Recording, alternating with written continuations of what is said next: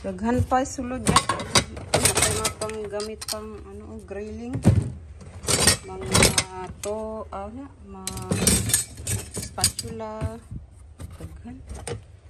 Sakto na pay brush, na pay silicone spatula. Mga luwag. Uy, nindot ni siya nga pan guys, kay stainless steel ba. Kaya na yung mga taklog. Perfect. Perfect. Anda na ako guys sa kuan, sa kasada. May nakabutang nga free sign. Mutong pag-drive na ko akong gibalikan. Giatrasan ako kay uy. Sayang. Kay pick up po na sa kuan. Garbage truck in few minutes. Muna akong gibalikan. Pagkuha na ko uy. Sakto kay manindot pa mga pats. Murag nag-move sila guys ang tag-iyani kay mostly ang ipang labay kay mga sakti pa man nag-moving ata sila. Balhin sila sa laing guys.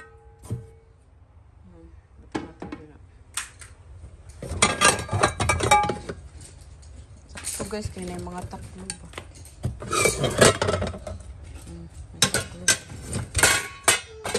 Sa gamay.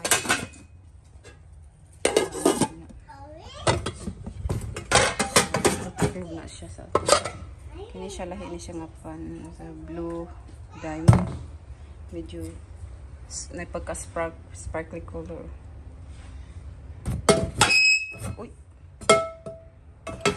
That's too loud. Okay, sorry about that. This one more. And last one. Some na to haul for today.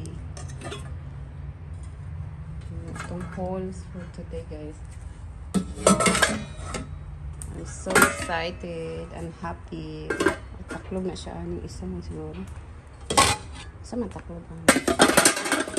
May taklog. Oh, okay. Ano na siya taklog.